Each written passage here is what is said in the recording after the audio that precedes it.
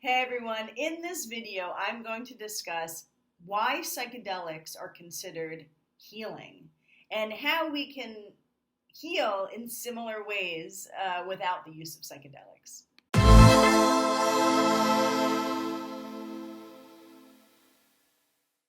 I post a new video every Friday on the topics of trauma healing and codependence, so please click the bell icon and subscribe to get notified of my videos. And here we go with the video. And we're back for another Fridays with Fidelman. I'm Cheryl Fidelman, life coach, trauma healer, and writer. And today's topic on Fridays with Fidelman is why are psychedelics considered healing?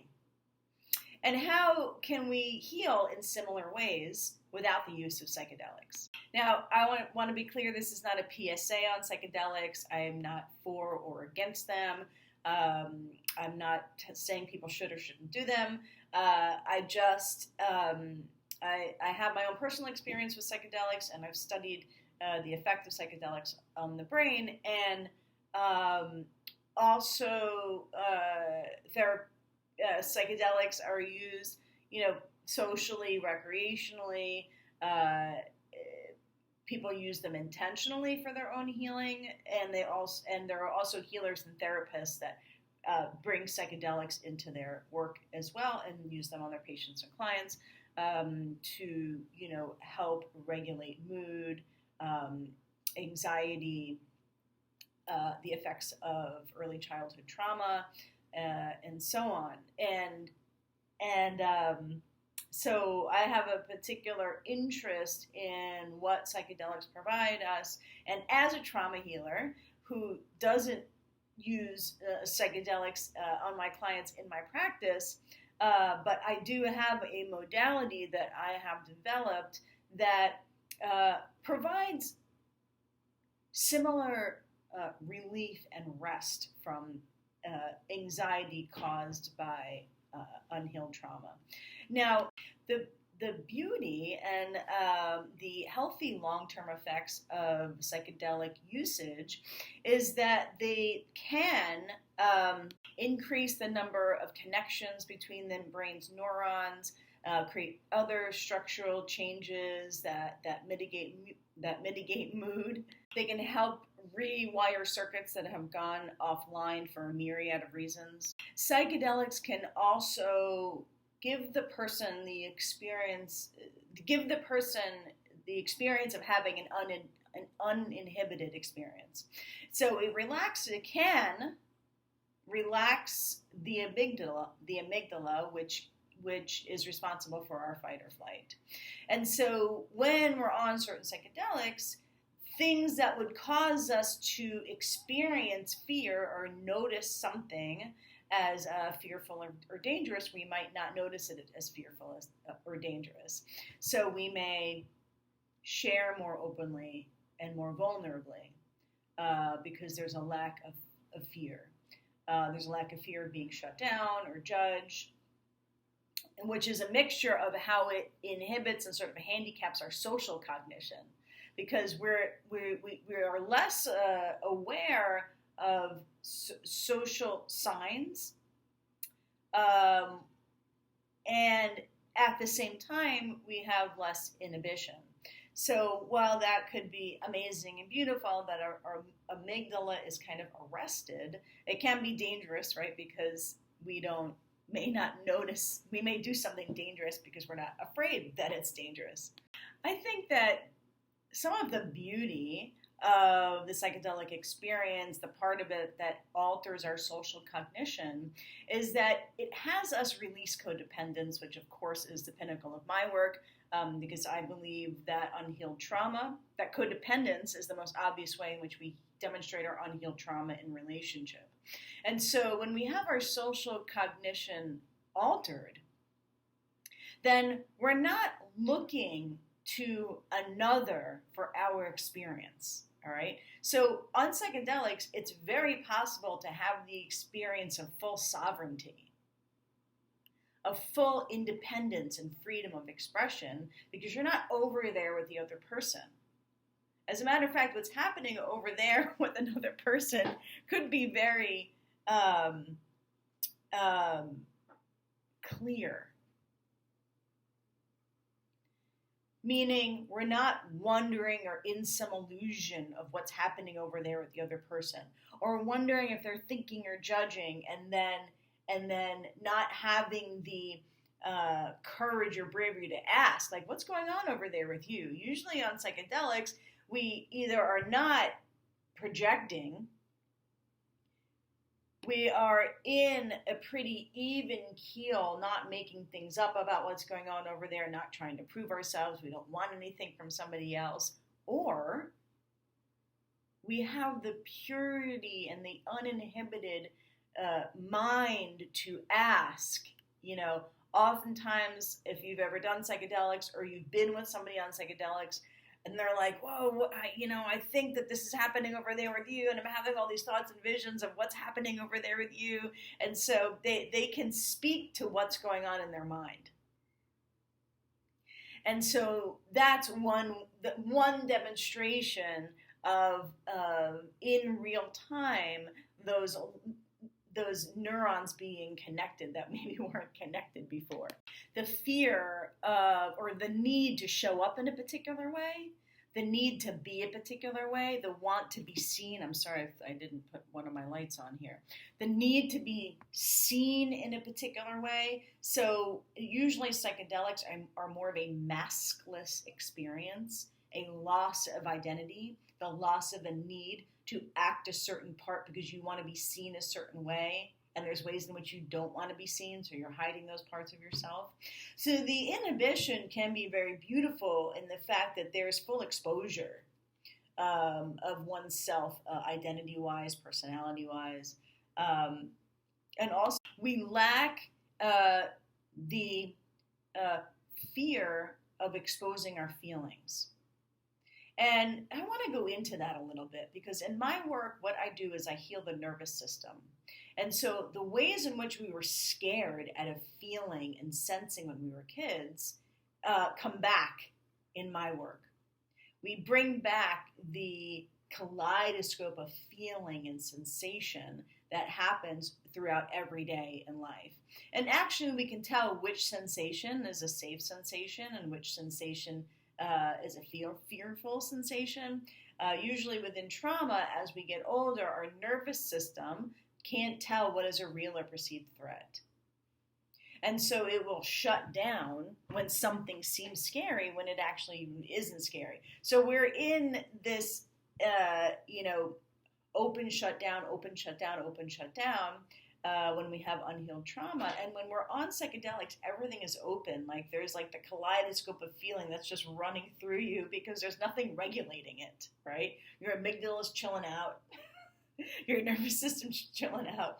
So there's nothing regulating. Now, and so on psychedelics, that can be an incredibly, exceptionally beautiful experience where you just feel and see, and you're seeing different dimensions of things, and you're seeing visions, and which is one of the reasons why I say if you're going to do them, make sure you're in a safe space with people and that you go into it, feeling as emotionally and mentally stable as possible, because while that could be a beautiful experience, feeling all that there is to feel and beyond, it could be something that one's system can't contain or navigate in a safe way. Now, while in my work, there is a very, very similar sort of healing and transition that happens. There's a lot of my clients at some point in working with me, they go, wow, this is really trippy, right? Because we're bringing back the feeling of safety, the feeling of uninhibitedness.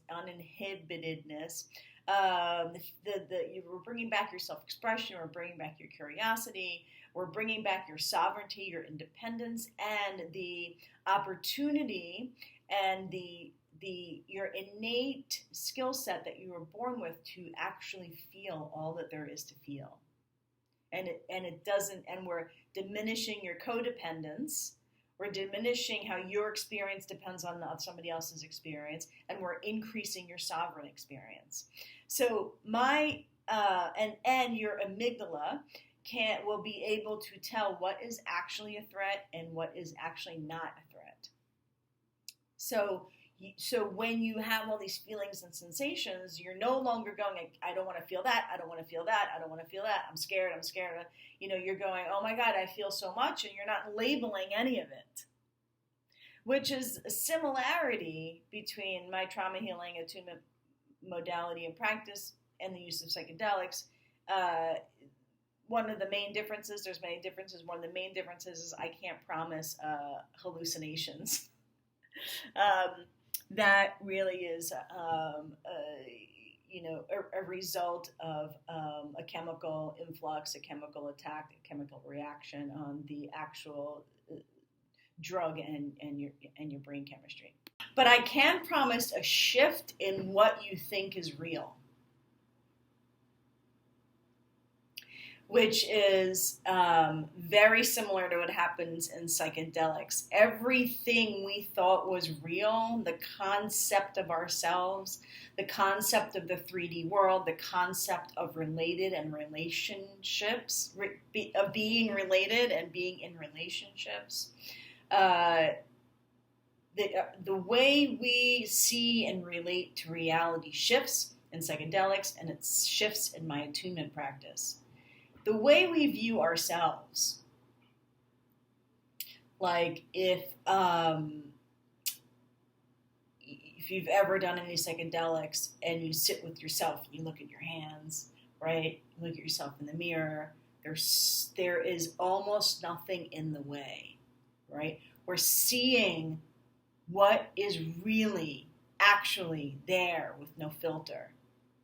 There's an intimate relationship with self. There's an intimate relationship with the air. There's an intimate relationship with the environment and with other people that's available on psychedelics, and it's also available on the other side of trauma healing.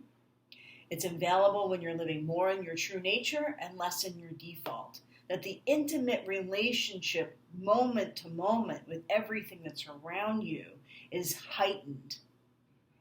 And that is maximizing on the potential of life. Similar to the experience of maximizing on life when you're high, when you're having a good trip, I would say. That there's an experience of maximizing on all of the senses, maximizing on thought, maximizing on our relationship to the sort of the thread and quality and energy of life. And, when you're having a good trip and there's what feels like a visceral connection to all that connects us, right? So we've heard that a lot. That's sort of an overly used yet beautiful, valid statement. Like, oh, when I'm high or when I'm tripping, I feel, or in a ayahuasca or LSD or mushrooms or MDMA, there's a feeling of like, I am one, we are one. And not just a feeling or a concept, you actually feel like melted into the oneness. And in my work, which is a mixture of many modalities, from somatic healing to cognitive behavioral therapy to intersubjective meditation to many, many different modalities that I've been trained in, educated, and certified in, and then my own particular twist on it from my own life journey.